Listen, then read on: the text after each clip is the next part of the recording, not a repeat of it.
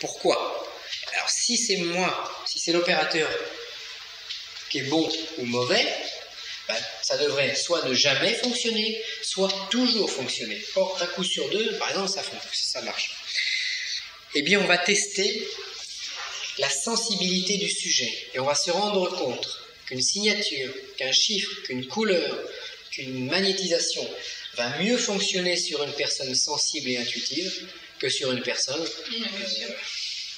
réfractaire, je dirais, sur une personne. Alors, ce n'est pas une question d'y croire ou de ne pas y croire, c'est une question d'être sensible ou pas.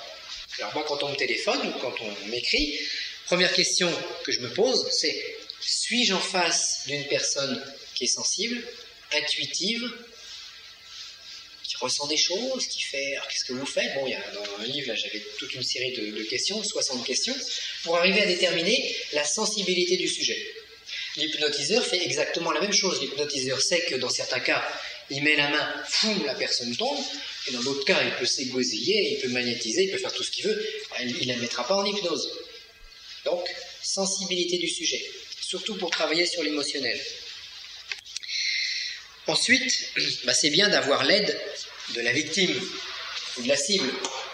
La personne qui vient vous voir, si elle aide par sa compréhension, par son travail personnel, ce sera mieux que si elle reste complètement passive. Donc mettons, si on veut travailler sur le 36, mettons on fait pour quelqu'un un travail sur le 36. Et si en plus cette personne-là va s'intéresser au 36 en disant, bon qu'est-ce que c'est que le 36 ? Elle aide de cette manière. Donc, je dirais la victime, la personne pour laquelle on va faire un travail, doit également aider. C'est pareil, mettons, quelqu'un vient vous voir, il a mal au pied, il a mal au foie, bon, par une méthode ou par une autre, vous guérissez le pied, vous guérissez le foie. Mais vous n'avez fait que guérir le corps. Or, cette personne a besoin de quoi ? C'est peut-être la guérison de l'âme qu'il faut. Donc, elle a besoin de prendre conscience d'autre chose que simplement de soigner sa blessure ou sa plaie. C'est le deuxième niveau. Et il vaut mieux presque guérir l'âme que uniquement s'occuper du corps. Parce que le médecin s'occupe du corps. Bon, il n'est pas spirituel pour autant. Mais ça ne veut pas dire que tous les médecins sont les mêmes. Alors, on peut également, si la personne n'a pas trop envie de participer, avec le glyphe ou avec le nombre, on va travailler directement aussi sur l'inconscient de la personne. C'est-à-dire que la personne, on va lui faire un glyphe sur un papier. On va lui dire, voilà, tous les soirs, pendant 5 minutes, vous mettez le glyphe devant vous, vous vous asseyez sur votre bureau et vous regardez le glyphe, vous essayez d'entrer en communion avec. Devant le bureau? Oui, devant le bureau. Ou sur le bureau, je dis quoi? Il y a eu un lapsus qui a été très beau. Elle s'assoit sur le bureau. D'accord, elle s'assoit. On essaie de s'asseyer sur le bureau et sur le glyphe. On essaie de s'asseyer devant en regardant le glyphe. Alors, elle s'assoit devant son bureau en regardant le glyphe. De manière à entrer en résonance avec. Bon. Et à ce moment-là, le glyphe, il ne va pas parler au mental, il va parler à l'inconscient, à l'aspect émotionnel.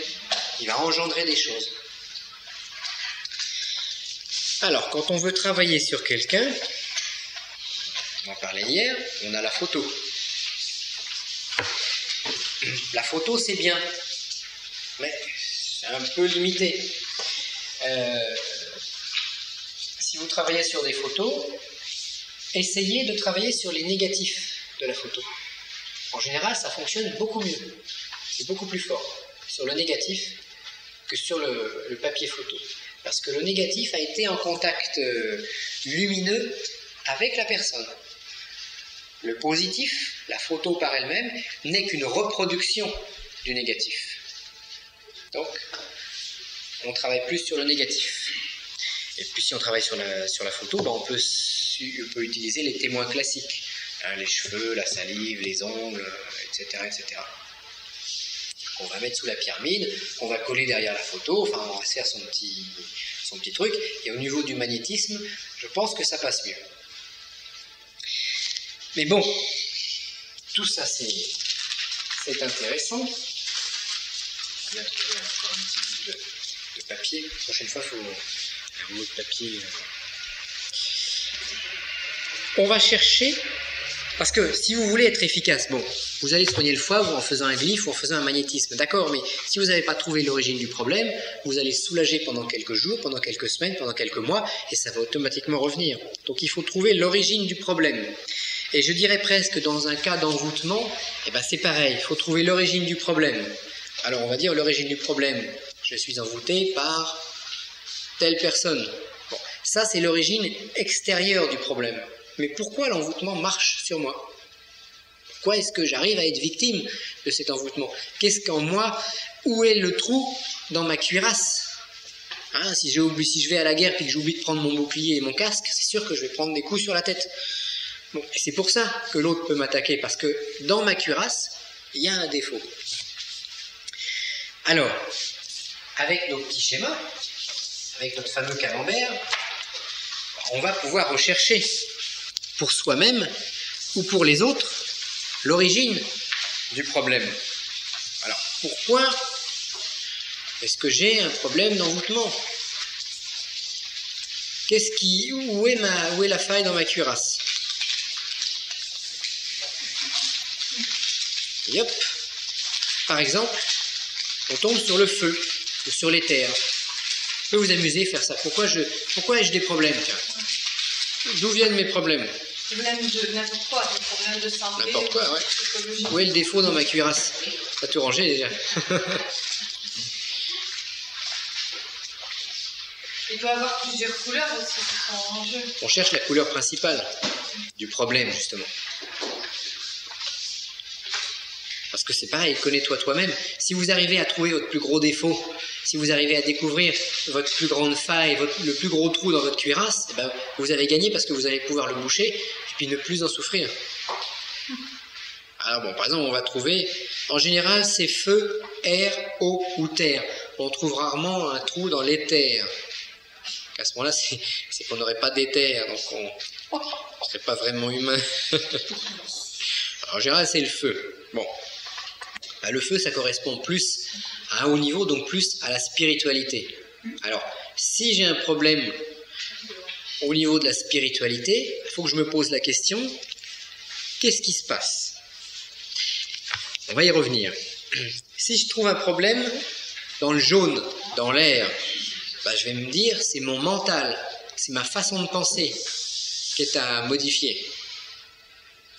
Si je trouve un problème dans l'eau, dans le vert, dans la zone verte, oui. Eh ben ça veut dire que c'est mon émotionnel, c'est mon domaine passionnel qui se trouve...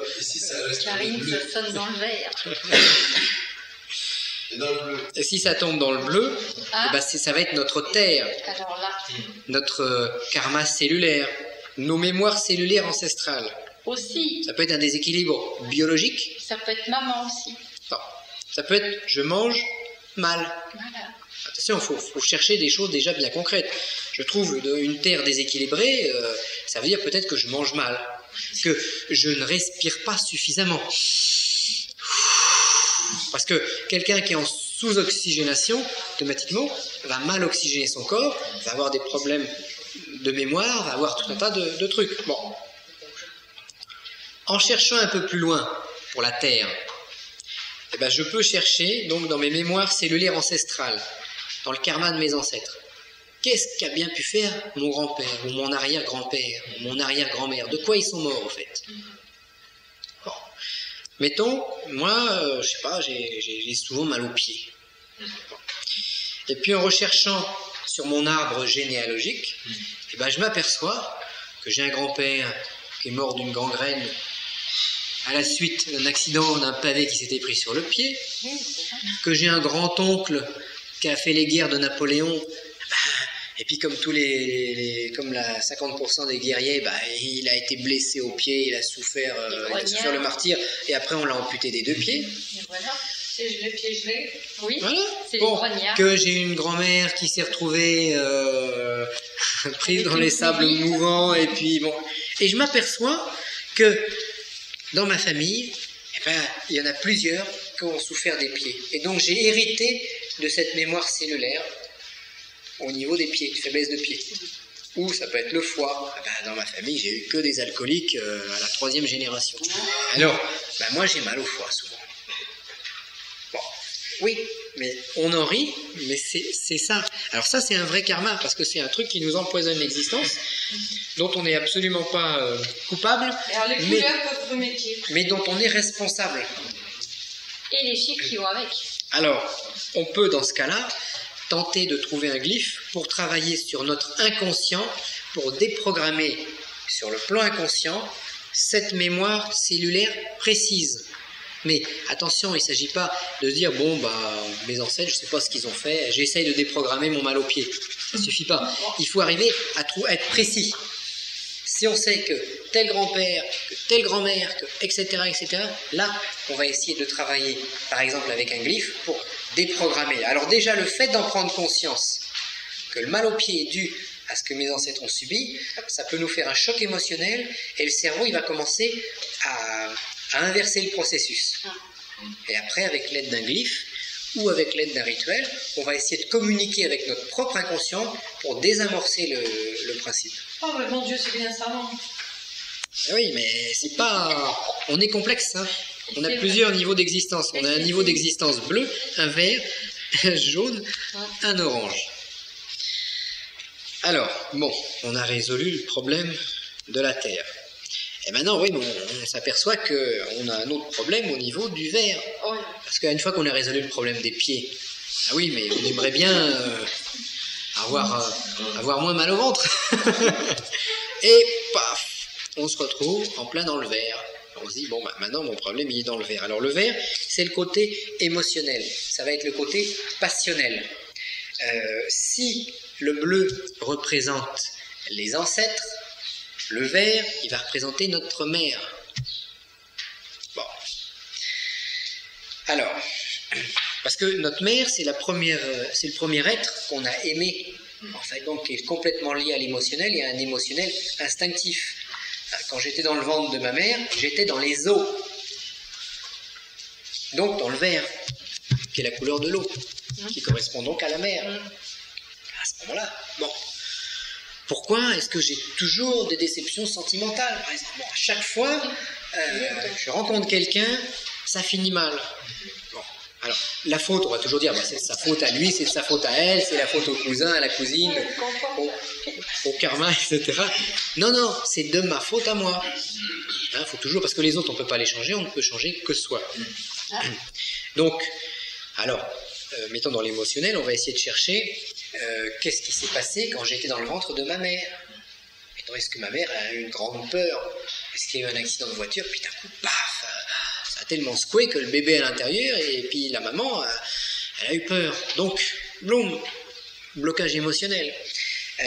Qu'est-ce qui s'est passé avant l'accouchement? L'accouchement s'est-il bien déroulé? Ou est-ce que ça a été difficile? Est-ce qu'il y a eu une césarienne? Qu'est-ce qu'il y a eu pour retourner à l'origine du blocage? Et puis dans la petite enfance après, qu'est-ce qui s'est passé dans ma petite enfance? Quelles ont été les émotions qui ont pu me marquer? Et on va chercher pour essayer de trouver un lien entre mon mal au ventre aujourd'hui et puis le blocage émotionnel que j'ai eu dans la petite enfance, qui est une autre forme de karma. Mais de karma, je dirais à court terme, on ne passe pas les réincarnations là. Ça ne suffit pas de mettre la couleur et le chiffre dans sa poche pour... Non, non. Il faut comprendre. Il faut le descendre. Toujours, voilà, il faut l'interpréter. Il faut le descendre du haut vers le bas. Mais pourquoi? Parce que bon, mettre le petit papier dans sa poche, ça c'est des histoires de marabout. Marabout bout de ficelle, et ça fonctionne pas. Oui, mais n'empêche, il y en a beaucoup comme ça.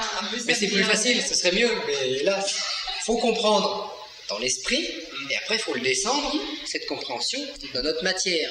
C'est vrai. Alors dans ce cas-là, on va essayer de trouver. On s'attend sur le jaune.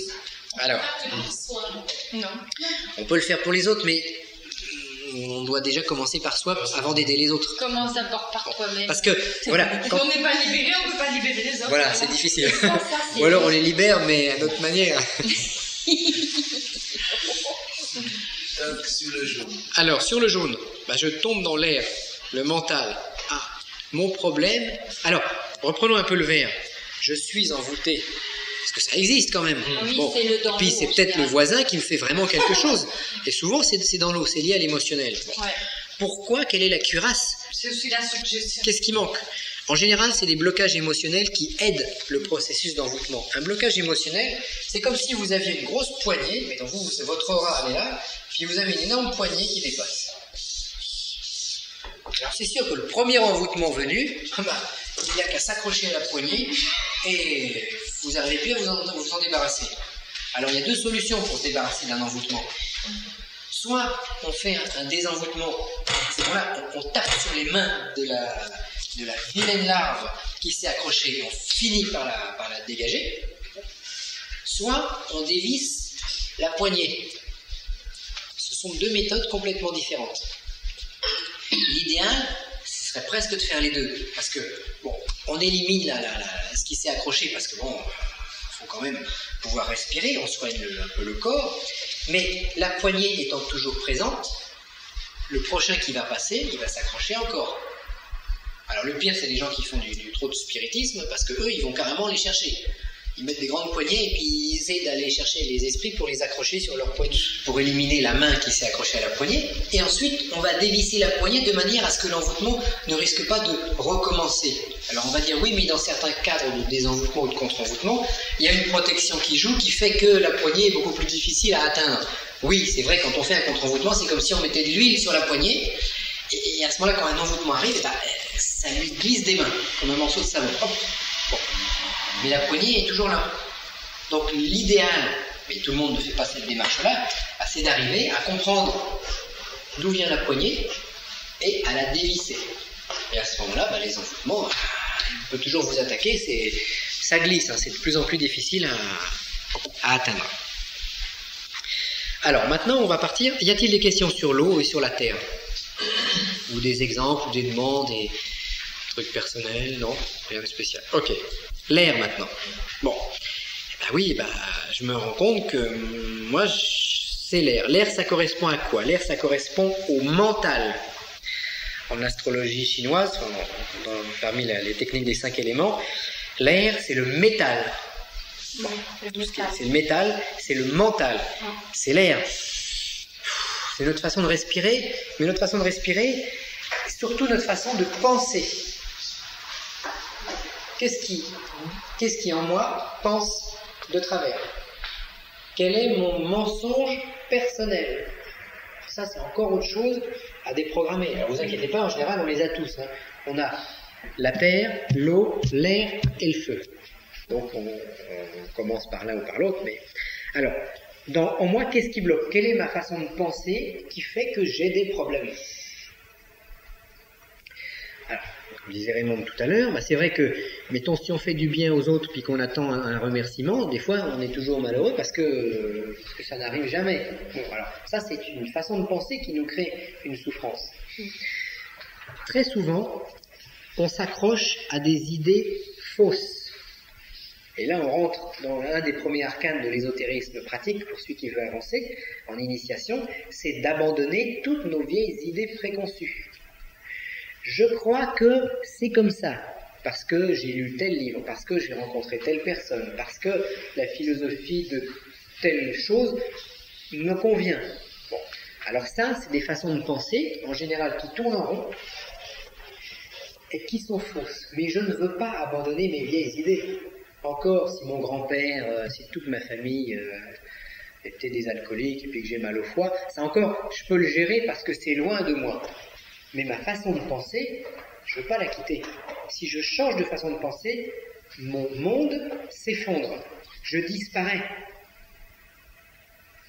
Et pourtant, ma façon de penser peut être fausse, peut être erronée. Alors là, on a un problème plus délicat à changer. Alors, quand vous faites votre recherche comme ça, et que vous trouvez, par exemple, vous trouvez le mental, bon, ça veut dire qu'aujourd'hui, il faut travailler sur votre mental, ou pendant une certaine période. Ça ne veut pas dire que le principal blocage est là, mais que c'est par là qu'il faut commencer. L'autre qui va trouver le vert, ça veut dire qu'il y a quelque chose à commencer par là. Celui qui va trouver le bleu, on va commencer par le bleu. Mais il ne faut pas se dire, moi j'ai un blocage mental, ou sur le plan du jaune, donc c'est plus difficile que Anne, elle, qui a un blocage au niveau du bleu. Et que Bernadette, elle, qui va avoir un niveau dans l'orange, etc. Lui, il est mieux que moi je suis mieux que lui, etc. Pas du tout, parce que on va commencer par exemple par le mental. Alors c'est peut-être aussi qu'on en est capable. Parce qu'il y a des gens, on ne peut pas les attaquer sur le mental tout de suite.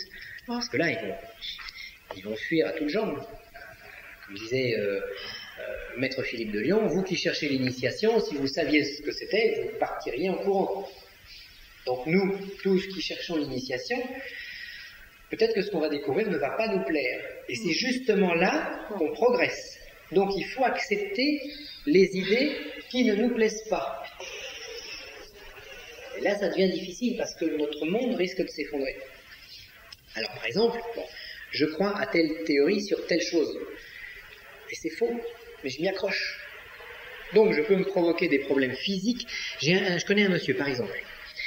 Il croit dur comme fer à certaines théories philosophiques et il ne veut pas en démordre, il ne veut même pas en discuter, il ne veut même pas ouvrir la porte en se disant que peut-être c'est faux. Non, lui il a raison, et les autres ils ont tort. Bon. Donc il n'en discute pas. Oui, il a un problème avec les jambes. Ses jambes le font souffrir, il a du mal à avancer. Attention, c'est pas parce qu'on a un problème avec les jambes que systématiquement ça vient du mental. Mais dans son cas, c'est ça. Il s'empêche lui-même d'avancer spirituellement en s'accrochant à ses vieilles idées. Oui, c'est vrai. Et tant qu'il n'en démordra pas ses vieilles idées, tant qu'il ne va pas tuer son vieux personnage, il aura de plus en plus mal aux jambes. Alors on s'est aperçu qu'en lui donnant, ou en essayant d'enclencher en lui un phénomène spirituel, il avait encore plus mal aux jambes. Oh là là. Ah oui, parce qu'on pousse le bouchon, ça le fait d'autant plus souffrir que lui, il veut pas, il veut s'accrocher. Ah oui, il s'est empiré. Alors ça, c'est les vieux schémas du mental qu'il faut éliminer. Changer la façon de penser. Alors, notre façon de penser, ça peut être, je sais pas moi, donnons un exemple sur un autre plan. Voilà, un exemple très très... la religion nous a répété pendant des siècles et des siècles que heureux les pauvres. Oh, mais non. Si, moi je peux vous en parler. Heureux les pauvres. Si, Si, c'est vrai. On va faire la quête. Voilà. Le royaume des cieux est à eux. Voilà. Et juste après, on culpabilise bien les Ils n'ont gens. rien fait, voilà, tout à fait. On culpabilise bien sur le problème de richesse, puis après on fait la quête. Voilà. Et tout le monde donne. Et tout le Mais monde qu'est-ce qui donne. se passe? Le problème, bon, c'est une pensée comme une autre. C'est pas forcément faux sur un certain plan, mais ça crée des traumatismes sur d'autres plans. Si pendant 17 siècles, 18 siècles, on nous a rabâché l'inconscient collectif en nous disant heureux les pauvres, eh ben, il y a certaines personnes qui se disent bon, si je veux progresser spirituellement, je dois rester pauvre. Ah oui. Ouais, mais attention, parce que ça, c'est un mensonge personnel qui n'est pas forcément conscient. Consciemment, j'ai envie de gagner des sous. Mais à l'intérieur de moi, il y a une petite voix qui dit « Heureux les pauvres, ils iront au royaume de Dieu ». Ça veut dire que si jamais je suis riche, je suis perdu. Il est perdu. Et ça, c'est une programmation négative de beaucoup de gens qui sont dans l'ésotérisme et qui se disent « Bon, bah, il ne faut pas gagner d'argent, c'est pas bien, c'est mal. » On voit les saints en état de pauvreté aussi. Ouais, puis on voit les papes comment ils vivent. Donc, Et voilà. L'argent ne fait pas le bonheur, voilà. Bon, et ben ça c'est un mensonge personnel, c'est-à-dire c'est une idée reçue que l'on a considérée comme juste, que notre inconscient prend de manière réelle, et qui fait que dans le jaune, on a un blocage. Et il y a des gens, et ça va loin, parce qu'il y a des gens qui peuvent gagner, mettons, tant par mois. C'est-à-dire que quoi qu'ils fassent ou ne fassent pas, ils sont programmés mentalement pour gagner, mettons, 5 000 francs ou 7 000 francs par mois. Là, ils ont dit je. Alors, il y a des moments où ils disent, mais moi je veux gagner plus. Alors ils vont travailler. Il ne va rester que 7 000 francs.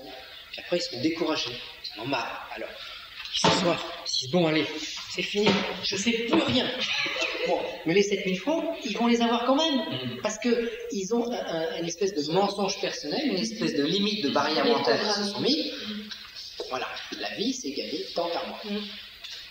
Alors, Ça, c'est complètement psychologique. Vous avez même des publicitaires qui ne fassent pas, ils sont programmés mentalement pour gagner, mettons, 5 000 francs ou 7 000 francs par mois. Là, ils ont dit je. Alors, il y a des moments où ils disent, mais moi je veux gagner plus, alors ils vont travailler.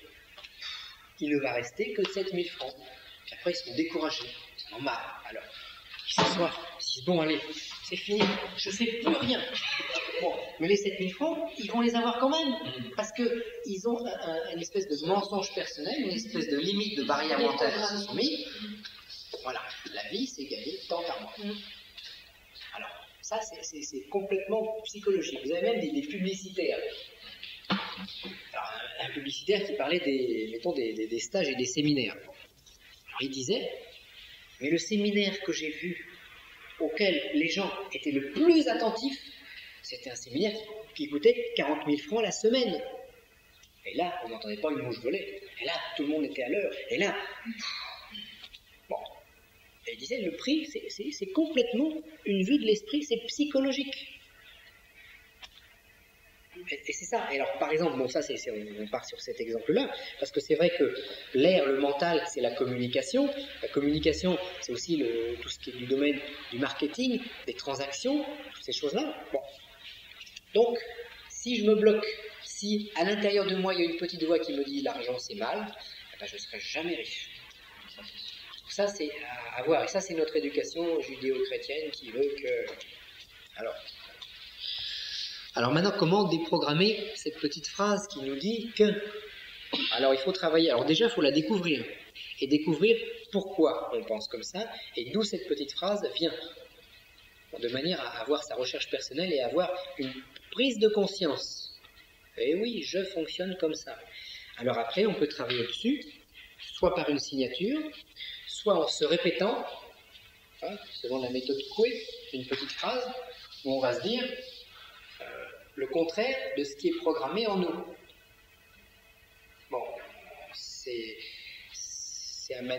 délicat à manipuler parce que c'est vraiment une recherche personnelle de chacun. Alors c'est vrai qu'un jour on pourrait se réunir en stage et puis se dire bon bah aujourd'hui on va attaquer le plan de la cellule.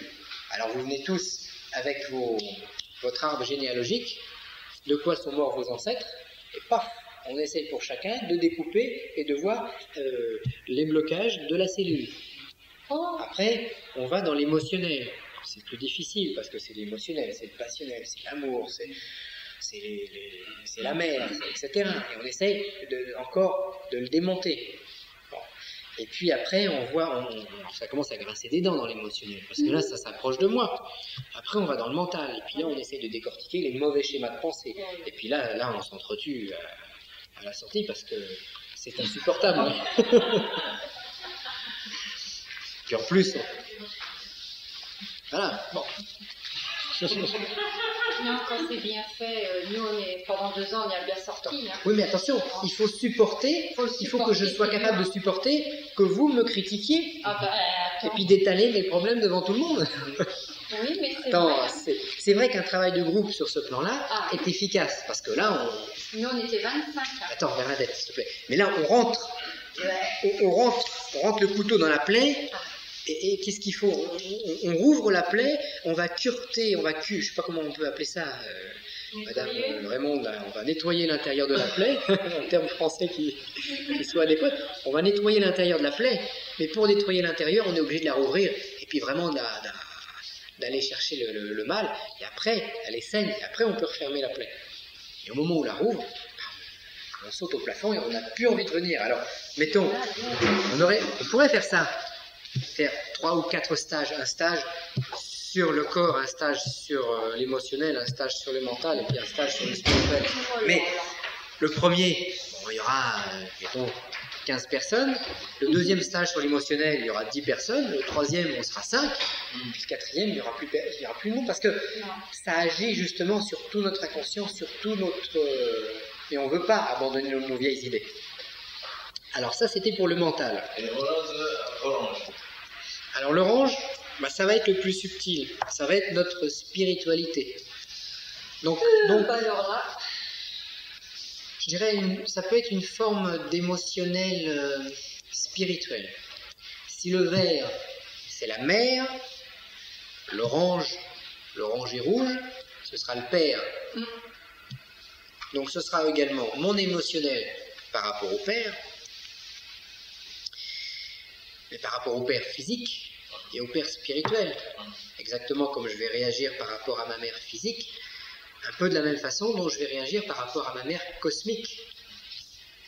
Donc il y a des interactions à ce niveau-là, il y a des nœuds à défaire. Pour avoir accès à la mère cosmique, il faut que je me réconcilie avec ma mère physique. Alors donc ce sera bleu feu, ce sera plus la spiritualité, ce sera plus ma façon d'étudier, ce sera plus je dirais mon émotionnel mystique. Le bleu, c'est mon corps physique. Le vert, c'est mon corps émotionnel, ma passion, mon passionnel. Le jaune, c'est mon mental, ma façon de penser. Et le rouge ou l'orangé, ça va être ma façon d'aimer la divinité, ou d'aimer Dieu, d'aimer le Père.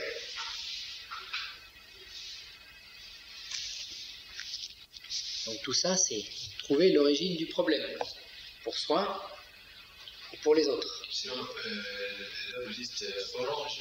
Orange, ouais. L'orange, donc, c'est le feu, c'est l'aspect, c'est le Père. Voilà. C'est le Père physique et le Père spirituel. Le jaune, si vous notez aussi, c'est également le jaune, ça va être les enfants. Parce que c'est vrai que ma façon de penser va influencer mes enfants. Là on est orange. Là on est dans l'orange, oui. L'orange c'est le Père. C'est notre Père. C'est les enfants. Non, le jaune c'est les enfants.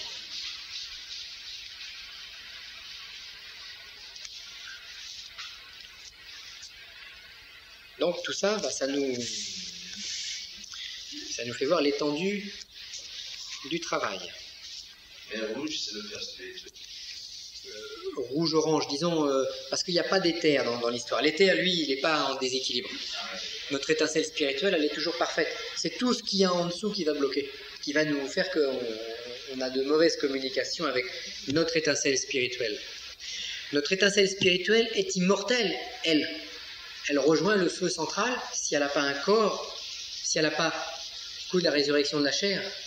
Si notre étincelle spirituelle qui est éthère ne s'entoure pas d'un corps spirituel, et à partir de là, notre étincelle se trouve, rejoint, oui tu reviens, moi j'ai pas de voiture, rejoint le feu central. Et c'est la seconde mort, on est dissous dans l'univers, c'est la bouche du Père. Il y en a qui parlaient Uba el Fumet, c'est la bouche du Père, ou les bouches du Père, celui qui donne et qui reprend la vie. Et moi, j'ai pas envie d'être repris tout de suite. Donc, dans le cadre des phénomènes d'équilibre des éléments, si on s'aperçoit que l'on a trop de terre, eh ben on va porter dans sa poche, comme disait Anne, un petit carré orange. On va essayer de se mettre de l'air, ou si c'est pas un petit carré, on va essayer de se lier à l'air. Si on a trop d'eau, on va mettre du feu, et on va jouer sur les éléments opposés. Si on n'a pas assez d'un élément, on va essayer d'en mettre plus. Si j'ai pas assez de terre, je vais essayer de mettre de la terre. Je vais mettre des racines. Pour mettre des racines, on peut porter un petit carré bleu dans sa poche, oui, mais on peut, de manière beaucoup plus certaine, pratiquer, mettons, la respiration, qui va nous donner plus de terre, plus de racines. Donc toujours chercher l'équilibre. Donc c'est un petit peu le principe de la déprogrammation de notre négativité par une prise de conscience de l'origine du problème et par un travail sur notre inconscient.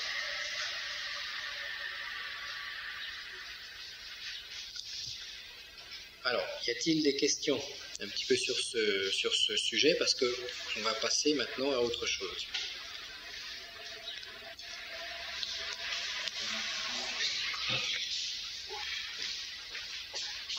Orange.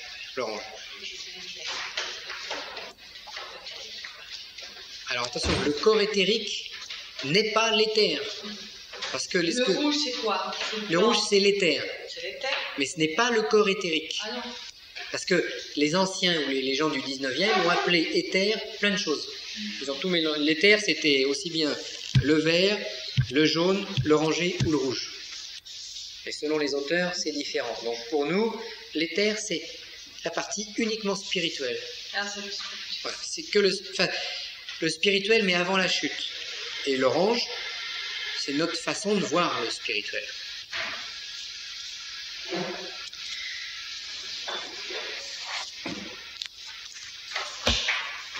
Alors, la grande loi des appareils énergétiques,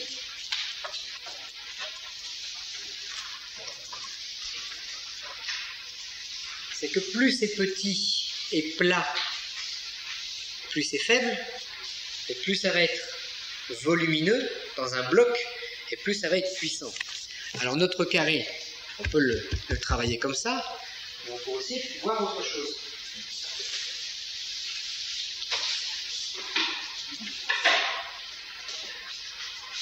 Alors ce qu'on a appelé le Vibron 36, parce qu'il fallait bien donner un nom. Il est dans une boîte celui-là. Voilà, c'est pas une boîte, c'est un bloc de bois. C'est le carré, en fait, sous la forme d'un bloc. On peut mettre la pyramide là au-dessus aussi. On peut mettre la pyramide dessus, bien sûr. Donc, parce que la pyramide va amplifier le phénomène, en fait. La pyramide va servir à entretenir la puissance de la chose. Donc, les effets d'un schéma ou d'un appareil, d'un émetteur, seront proportionnels à sa masse et à son volume. Ah oui, donc ça c'est plus puissant que l'autre flamme. Alors ça, c'est plus puissant que le plus petit, qui est plus puissant que le schéma tout seul, qui sera quand même plus puissant que n'importe quel émetteur, parce qu'il est en couleur et il a les nombres. Donc c'est toute une évolution. Mais attention, travailler de manière trop puissante, par exemple sur son inconscient, c'est pas forcément ce qu'il y a de bien, parce que c'est comme l'alchimiste qui chauffe, il faut chauffer de manière équilibrée, pas forcément chauffer trop fort.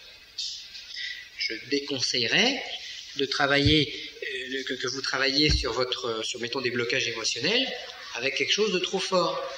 Parce que là, vous allez bouillir dans votre mental et ça va faire avancer les choses trop vite. Il faut y aller avec parcimonie, toujours avec équilibre. Seul l'aigle peut regarder le soleil en face. Nous, si on regarde le soleil en face, on est aveuglé. Bon, c'est la même chose. Alors, donc dans l'ordre de puissance, nous avons le carré de recherche sur le papier, ensuite le socle de la pyramide, et ensuite le carré en forme de pavé. Alors, si vous voulez vous amuser à vous fabriquer ce genre d'outils, il faut prendre un bloc de bois. Il ne faut pas coller plusieurs panneaux les uns sur les autres. C'est un bloc. Alors, il y a des petits problèmes techniques, des petites contraintes techniques, parce qu'il faut que ce soit un seul bloc de bois. De manière à avoir une densité maximum. Et plus le bois va être dense, plus il va être puissant. Alors, on va le mettre on va le regarder au pendule au niveau de l'orientation. La boussole, là, le nord, il est à peu près dans cette direction-là. Hop. Alors, est-ce qu'il est bien placé?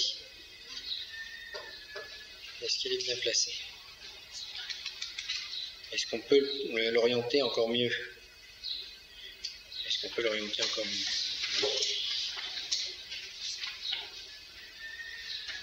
Voilà, bon, il doit être là à peu près bien. Alors, ce qu'on va faire là, juste assez rapidement, vous allez passer chacun votre tour et puis vous allez mettre la main pour voir ce que vous ressentez par rapport aux petits sur lesquels vous avez travaillé hier. On commence par Anne. Hop, au travail. Les numéros des couleurs, vous l'avez dit hier, on l'a marqué, je crois. Oui, et puis il y a Les deux mains ou une main? Comme on sent, en général c'est la main gauche qui est bien pour tester. Si je sens au centre, je mets la main. Voilà, est-ce que tu sens quelque chose? Alors en général, pour sentir, c'est mieux on peut mettre la main immobile, mais c'est bien de passer. Parce qu'à ce moment-là, on va passer doucement, on va sentir des zones. Alors il y a des fois des zones qui sont plus chaudes, des fois des zones qui sont plus froides.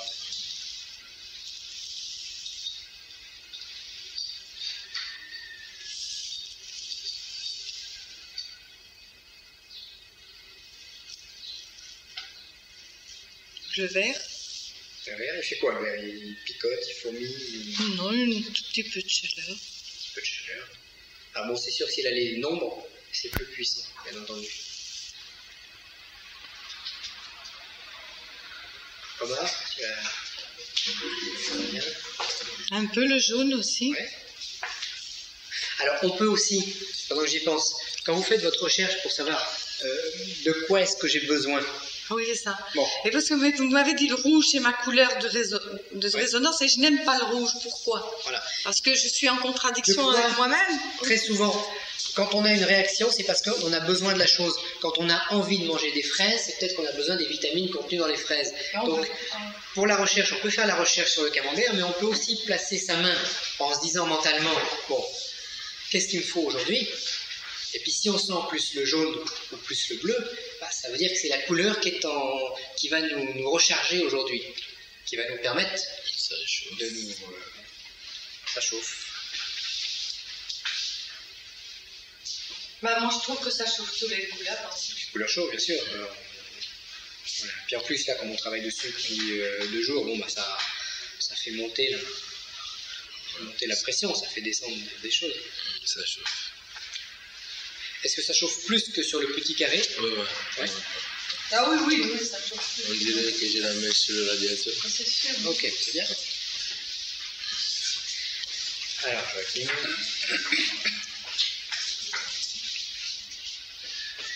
C'est pas un bois spécial? C'est un bois dense. Un bois assez dense. Parce qu'il faut que ce soit réalisé en un seul bloc. C'est ça la difficulté. Plus c'est dense, plus c'est un bloc, mieux c'est. Alors, il ne faut pas demander à un menuisier de tailler un bloc de bois parce que ils ne savent plus. Alors, tu sens? Oui. C'est plus que sur le petit carré? Plus quoi. Ok. Ah non. Ça fait chauffer une maison, ça. Ça peut chauffer une maison, oui. L'hiver. Alors, quand on fait un test, par exemple, la montre va bloquer les énergies au niveau du poignet. Donc, Mais c'est pas au quartz. c'est pas quartz, donc Non. c'est mieux que si c'était à quartz. Ouais. Mais on va quand même avoir une ceinture là, donc c'est mieux de retirer. Et là-bas? Moins. Et alors, je sens chaleur là et froid à gauche. Ouais, alors, Ça me fait comme un souffle Chaleur, à gauche chaleur. et puis plus chaud là. donc c'est chaud à l'ouest et c'est froid à l'est. Ouais. Il faudrait voir par rapport à toi, tes correspondances, t'es quel nombre déjà? 28. 28, c'est un poil mieux le 28. 28, C'est à est, non? il est 29. Attends, 28, le 28 il est là. Donc là ça fait froid Ouais. et là ça fait chaud. Alors ça devrait pas.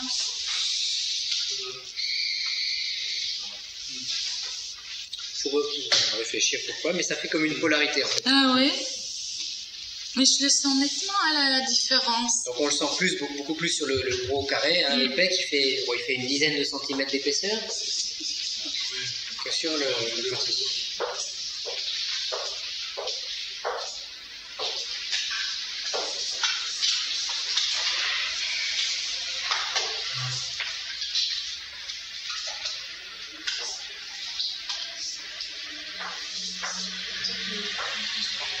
Moi je sens le centre.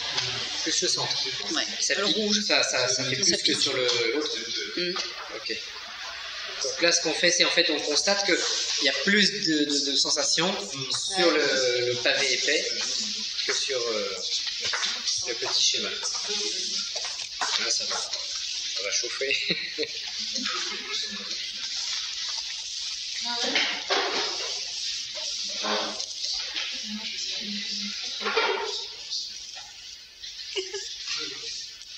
Ça chauffe partout sauf au rouge. Ça chauffe partout sauf au rouge. Ouais. C'est comme ça. C'est comme ça.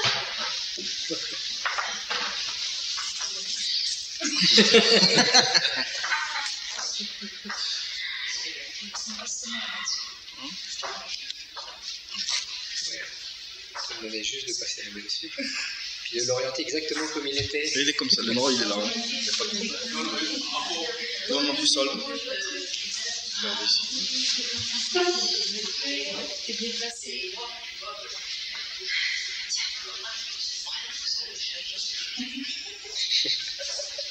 Tu maîtrises, toi.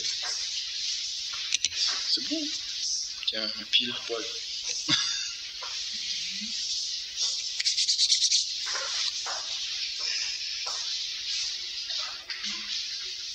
Comme ça, c'est bien. Ce soir, je pourrais utiliser mon carré. Vous l'avez chargé. Moi, je passe pas.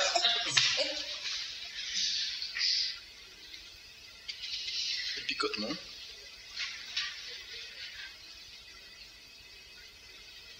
Parce que plus vous allez travailler avec ce genre d'outils, bon, plus l'outil, comme le radiesthésiste avec son pendule, plus l'outil va s'imprégner, va se magnétiser et va gonfler dans sa capacité occulte.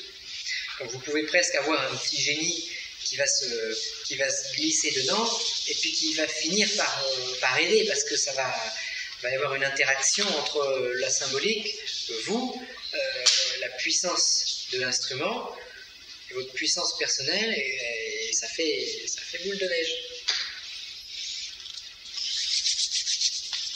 Ça picote plus que sur le carré simple. Ça, je veux dire, c'est automatique quoi, par rapport. Déjà, c'est du papier. Oui. Hein, plus petit, et puis là-bas, c'est plus naturel. Puis la peinture a des effets fluidiques aussi. Oui, oui. Les effets fluidiques, en fait, c'est les triangles qui sont tracés dans une géométrie active, et puis les couleurs qui vont pulser.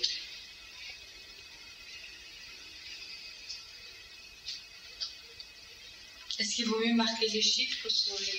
Oui, toujours.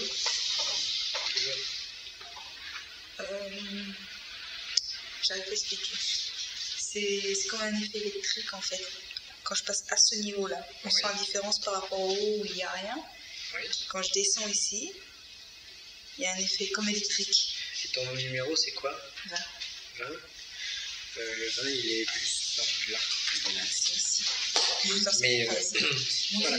Alors, souvent, ce qu'on constate, c'est que plus c'est important, plus ça rayonne.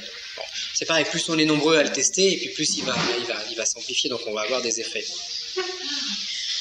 On peut avoir un nombre qui ressorte, qui nous pique, parce que c'est le nombre dont on a besoin aujourd'hui pour se rééquilibrer. Donc quelqu'un qui est très sensible, qui va passer sa main, il va dire « Ah, là, ça me chauffe. » Bon, eh ben, il va se découper par exemple un petit triangle avec ce nombre-là sur un papier de la bonne couleur, porté en médaille ou simplement de le regarder pour s'en imprégner. C'est en général ce dont on a besoin qui réagit en premier.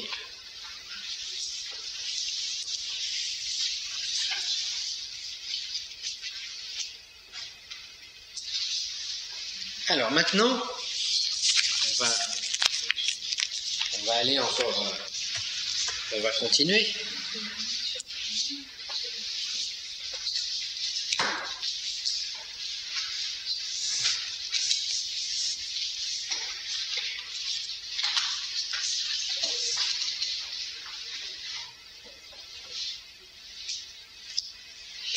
Voilà.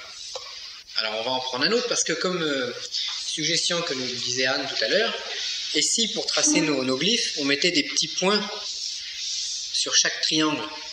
Comme ça, on aurait exactement la position. Le point pour dessiner le glyphe, oui. Voilà. On peut dessiner les points, ça ne dérange pas le... Alors, on peut faire même encore mieux. On peut faire des trous. Ah oui, celui-là, il a des... Voilà. Alors on va, après vous allez repasser tout à l'heure. Ouais, ça en avait des boîtes. Alors j'en ai des boîtes, mais c'est pas des boîtes, c'est des blocs. Voilà s'il est bien orienté. Mais c'est des gros points, ça. des gros On points. croirait un jeu de. Oui, enfin, un jeu chinois. Vous allez passer l'un après l'autre, on va le retester. Ah, il tourne plus celui-là en plus. Bah, vous allez passer avec votre pendule, tiens, vous allez tester l'un et puis l'autre pour voir simplement s'il y en a un qui tourne plus que l'autre. Ah, mais c'est fantastique, oui. Je peux le faire? Ouais, on va le faire tous. Pour dessiner les glyphes, c'est plus facile là-dessus. Alors là, les glyphes sont dessinés en grec. Il y a les trous au centre des triangles. Enfin, les trous sont au niveau le point en mathématiques, là, quand on trace les... La géométrie. Oui, bah, au point de la chambre du roi, c'est-à-dire que chaque triangle, au tiers de la hauteur, on a fait un trou. Et on a mis une petite cheville pour qu'on puisse y placer des petites aiguilles d'acupuncture ou des petits pour placer nos signatures. Ah, guérir, ouais. Voilà. Alors voilà, ce que vous allez amuser, bah, vous commencez. Ça va servir pour faire les lignes des glyphes et je laisse dessus puis les effacer. Alors, on commence par tester. Non. Ça les faire. On bouge pas. Voilà. On commence par tester celui-là. Regarde, tu regardes celui-là comment il tourne et tu regardes après celui-là comment il tourne. Mais on pense à rien. Sans penser à rien, voilà. Simplement pour voir en fait la réaction.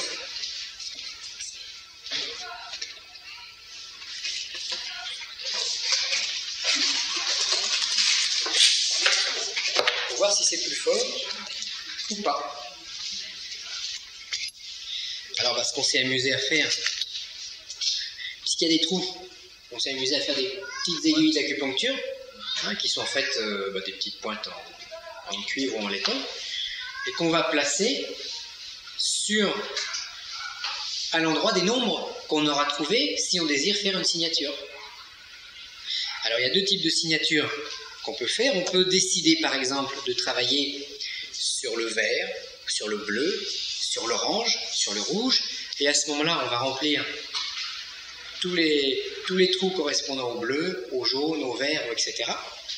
Ou alors, comme on l'a vu hier, chercher au pendule les 5 nombres qui correspondent à la signature qu'on veut réussir, qu'on veut correspondre à notre but. Alors, est-ce que ça tourne plus sur le carré en grec ou plus sur le pavé? Il est plus lourd et il tourne plus longtemps. Oui, il n'a pas tourné plus, D'accord. ah si, non, il tourne plus large. On va essayer. Voilà, on va essayer les uns après les autres. Et après, c'est pour soigner ça, toutes les parties du corps et correspondent avec les couleurs. On peut Et là, on passe des petites aiguilles comme les sorciers. C'est formidable. C'est des points d'acupuncture. Alors, d'abord le carré normal, et puis ensuite le carré...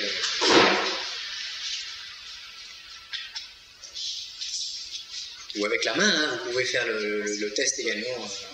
Alors, il vaut mieux pas mettre le pendule dans la bouche, parce que ça risque de provoquer un phénomène très désagréable, parce que c'est comme si tu avais une pointe énergétique qui te rentrait dans la gorge, et c'est très mauvais. Et au cœur? C'est pas pareil. C'est tout ça. Bah, avant d'être capable de manipuler tout ça, je crois que... Alors, il y a le bouquin qui permet d'aider. Si, en fait, le résumé du stage, il est très simple. On prend son carré, on désire quelque chose, et on essaye de trouver les 5 nombres qui correspondent à notre désir. Et on trace un glyphe. Il faut encore mettre le milieu de chaque... C'est tout. Et puis si c'est pas parfaitement au milieu, ça fait rien. Non. Ça Je peux fonctionne. le faire au centre des chiffres, ce sera le milieu. Dès l'instant où on a trouvé le glyphe, donc dès l'instant où on a trouvé les 5 chiffres, c'est ça la difficulté, c'est trouver les nombres. Dès qu'on a trouvé les nombres, on réussit. Alors il y a eu... Oui. Ici ça va beaucoup plus Mais vite. on peut marquer les Ça nombres tourne plus sur... vite. Vite, hein. Sur le carré grec On avec peut les trous. marquer les nombres sur... Et là, un peu moins. Oui. Là, ça va moins vite et là, c'est rapide. Ah, ok. Joachim, tu vas venir faire le test. Alors, il y a une histoire que... Mais comment on peut l'avoir celui-là? Ah, celui-là, tu prends ta perceuse, un petit pot de peinture et... c'est un prototype. Et on a mis tellement de temps à le faire que, bon, c'est pas... je dirais c'est pas commercialisable parce que c'est trop long à faire. Et la commande pour celui-là qui est là? C'est la pyramide. Oui, monsieur, c'est la pyramide. Ouais. Oui, bon, bah ça c'est faisable. Ça prend pas tout le temps. Ça prend moins de temps, oui. Oh, oui. Bon, celui-là, avec un copain, on l'a fait en acier. Bon. Alors, une petite histoire que Roger de la Forest raconte dans l'un de ses livres qui est intéressant. Il existe un schéma en radionique où vous avez donc un schéma à plat, où vous avez, je crois, 200 cases ou 210 cases. Et quand on veut réaliser une action, il suffit de trouver parmi les 210 cases les 2, 3 ou 4 qui correspondent, dans lesquels on doit mettre un petit solénoïde, un petit ressort en cuivre, dans un sens positif ou dans l'autre sens négatif. Alors bon, là, le problème, c'est de trouver sur les 200 cases celle qui convient. Alors, une fois, il raconte qu'il avait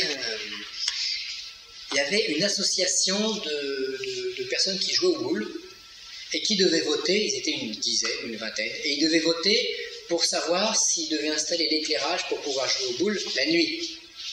Donc, ils étaient tous d'accord pour pouvoir jouer au boule la nuit, donc installer l'éclairage. Et lui, pour tester, il a fait son système et il a marqué sur son petit papier « Votez non ». Il a mis en place un truc et il a trouvé les bons nombres qui correspondaient, donc la bonne géométrie. Donc tous les gens de l'association ont été votés. Après, quand ils ont déballé tous les bulletins, ils se sont aperçus que sur 20 personnes, il y avait 18 non. Alors ils se sont tous réunis ensemble, ils se sont dit mais pourquoi tu as voté non, mais c'est pas possible. Alors ils ont refait le vote la semaine d'après, et là bon, le système avait été débranché et ils ont tous voté oui, parce qu'ils voulaient tous cette chose-là. Alors c'est un exemple curieux d'influence sur un groupe par rapport à un système, je dirais, un peu analogue. Alors, Joachim, qu'est-ce qui tourne le plus, le moins Donc le carré grec avec les trous, il tourne quoi? Il tourne plus vite, plus longtemps? Plus longtemps et plus... Plus longtemps avec des cercles plus importants. Oui. Alors, et puis moi j'ai vu aussi que quand je mets les choses, si tu veux, par rapport au nord, ça tourne bien. Mais quand je fais comme ça, on dirait que ça tourne... Oui, il peut y avoir des positions aussi. Alors on peut regarder avec la main. Je suis sûr qu'il y a une différence aussi.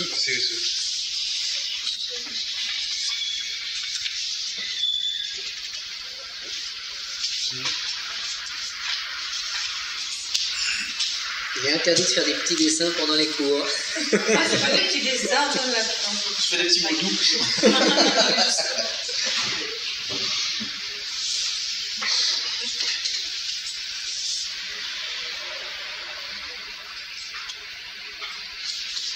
Il y a moyen de faire autrement que si on ne peut pas faire des trous, on peut faire des cercles et piquer dans le bois. Oui, mais tous les moyens sont bons. C'est flou, Alors, ouais, ça marche mieux. C'est juste un petit... il faut bricoler un peu, quoi.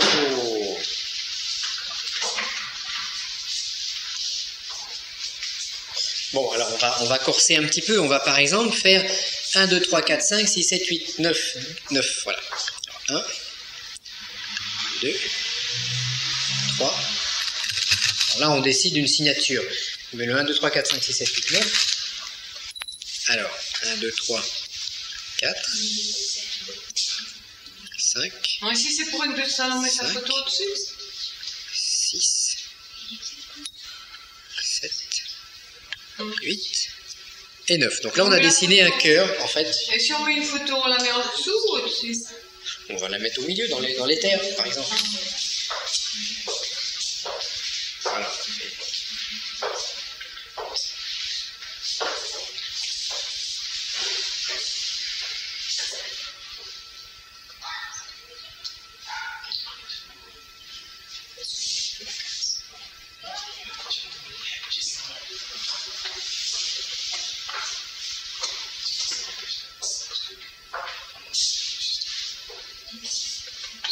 Alors là, dès l'instant où on a mis, en fait, dans des petits plots, 1, 2, 3, 4, 5, 6, 7, 8, 9, enfin, plus exactement, 1, 2, 3, 4, 5, 5, 6, 7, 8, 9, on crée une signature. Donc, il devient beaucoup plus polarisé avec une orientation. Alors on peut avoir des réactions différentes d'avant. Donc là, le pendule il tourne dans un sens, il tourne dans un autre, et C'est beaucoup plus sympathique. Il tourne plus vite, celui-là. il tourne. Voilà. C'est une signature, c'est pas avec ça, seulement. Là, on a fait un cœur. On a fait, en fait, on est parti du bas. On a fait 1, 2, 3, 4, 5, 6, 7, 8 et 9. Et on est revenu à l'origine au départ. Je tourne à toute vitesse déjà. Parce que faire alors, ça se mettra pas.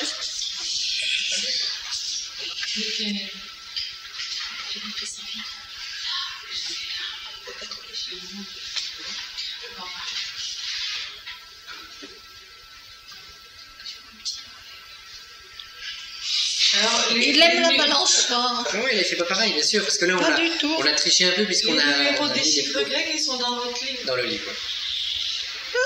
Alors si on sait lire l'anglais, ça va. C'est bon pour les... Ça j'ai l'impression qu'il parle dans le cosmos. Hein. Oui, Regardez-le. C'est des chiffres anciens ou c'est des chiffres actuels? c'est des signes actuels, mais à la façon ancienne De l'écrire. de mettre les nombres. Oui.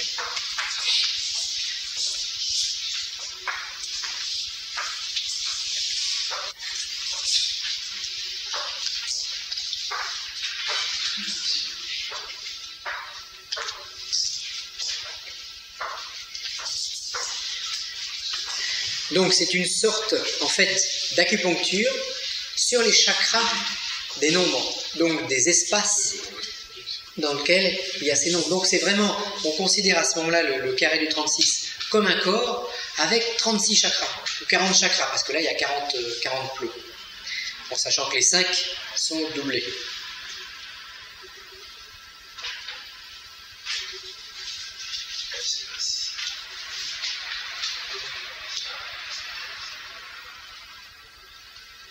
Et ça, c'est un cristal, votre petite chouette? Cristal de roche. C'est quand même vert.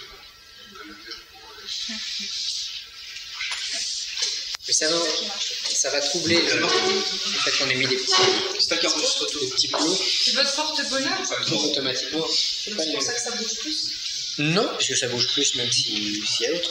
Mais bon, Alors, pour mettre la photo, vous posez le papier. à ce moment-là, on met la photo au centre, sur les terres. Il faut faire un peu, en radiesthésie, c'est un peu comme on ressent selon notre sensibilité. Si on a envie de mettre la photo à un endroit, on va la mettre à un endroit. Sinon, on va la mettre dans les terres, au centre, puisque c'est le dieu du système. D'ailleurs, on retrouve quelque part dans le carré qui est séparé en 8, on retrouve aussi un peu l'octogone. Cher à certains mouvements bien connus, l'octogone.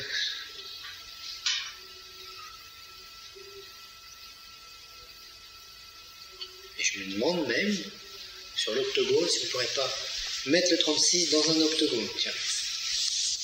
Il faudrait essayer. 4 9 dans 36, il n'y a pas de raison de tenir les Oui. Ah non. Mais on l'a en 40. Oui. Parce qu'on a les éthers, les 4 éthers qui sont doubles. Donc en fait, on a 36 nombres, mais 40 divisions. D'où aussi les 40 jours, etc. 6. Stage sur le pendule. Oui, vas-y, tu voulais poser une autre question? La question était de savoir si on a pas de la table. Oui. C'est obligé qu'elle soit plus bas.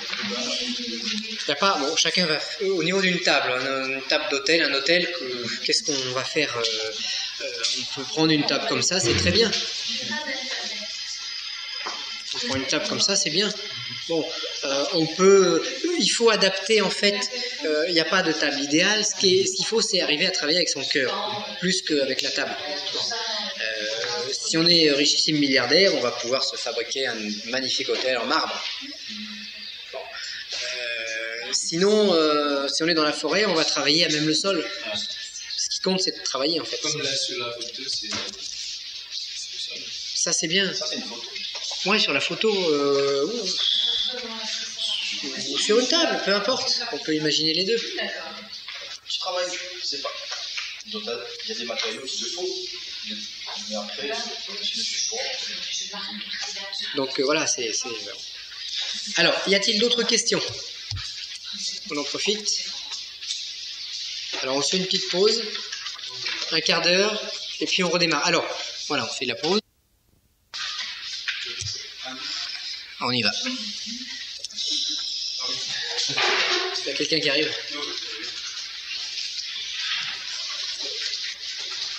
Donc, alors, on a vu un petit peu un certain nombre de choses. On va maintenant parler de la tentative d'action à distance sur autrui. On a vu comment essayer de travailler sur des événements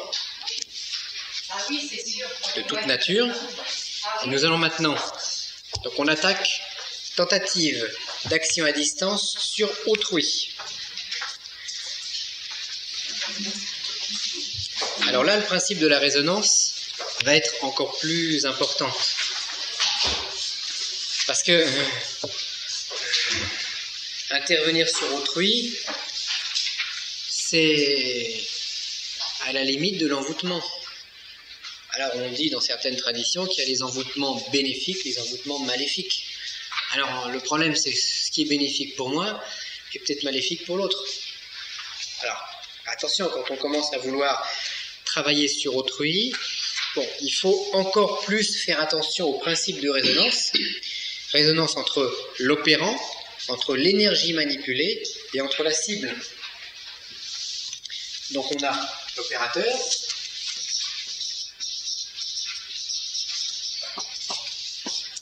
le but, donc l'énergie manipulée et la cible du travail.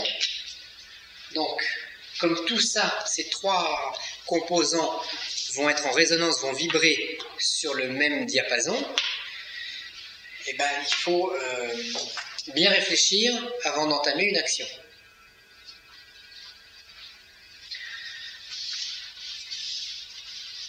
Il est évident que si on envoie une énergie morbide sur la cible, eh ben, soi-même on va s'envoyer une énergie morbide et on va se trouver lié à la cible dans un sens négatif. Donc il faut déjà travailler plutôt dans un sens positif, de guérison, de bonheur, de choses comme ça. Bon, d'évolution spirituelle, c'est encore mieux. Donc, alors, si l'opérant travaille sur un but morbide, en plus, s'il a la malencontreuse idée d'utiliser le 36 pour se servir de haut-parleur, là, il est sûr d'avoir des gros problèmes. Parce que le 36, c'est un amplificateur spirituel. Donc, dès l'instant où on va vouloir travailler sur un plan négatif, le 36 va réagir de lui-même. Et hop, comme tu dis, terminé. Alors, autre chose importante, il faut jamais réaliser une action que l'on ne nous demande pas. Je ne vais pas essayer d'agir sur quelqu'un qui ne me l'a pas demandé. Sauf chez un cas exceptionnel où éventuellement une autre personne peut être intermédiaire dans le principe de la demande. Mais donc en règle générale, on ne pratique pas une action non demandée. Pourquoi ? Parce que on se trouve là à la limite de l'envoûtement. Et donc il ne faut pas se mêler des affaires sans avoir été demandé. Parce qu'il doit toujours y avoir un échange d'énergie. Si l'opérateur aide la cible dans un but positif, il faut qu'on échange. La cible aide l'opérateur sous une forme ou sous une autre. Et à ce moment-là, il y a simplement un échange de deux énergies.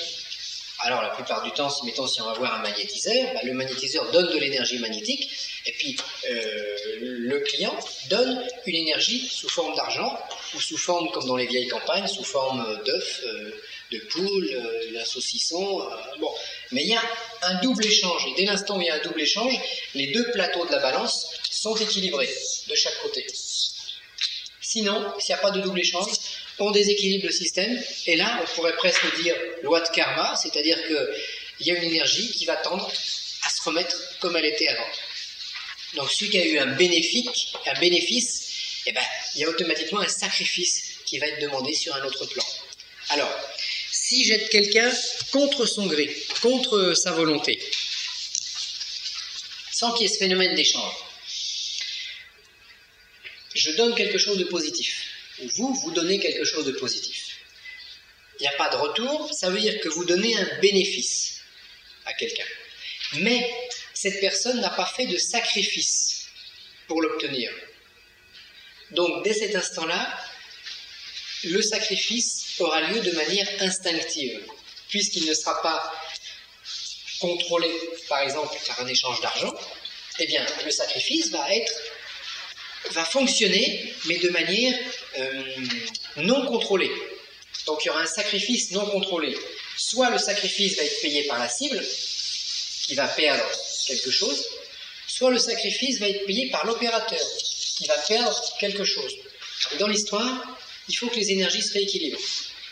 Alors si en tant qu'opérateur, vous voulez tout prendre sur votre dos, c'est vous qui décidez, mais sans le faire exprès, vous pouvez aussi donner quelque chose à la cible et d'une autre main le reprendre sans le faire exprès.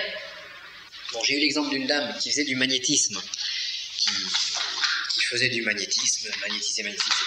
Bon, quelqu'un venait la voir, il avait mal au foie, elle magnétisait le foie, la personne était guérie.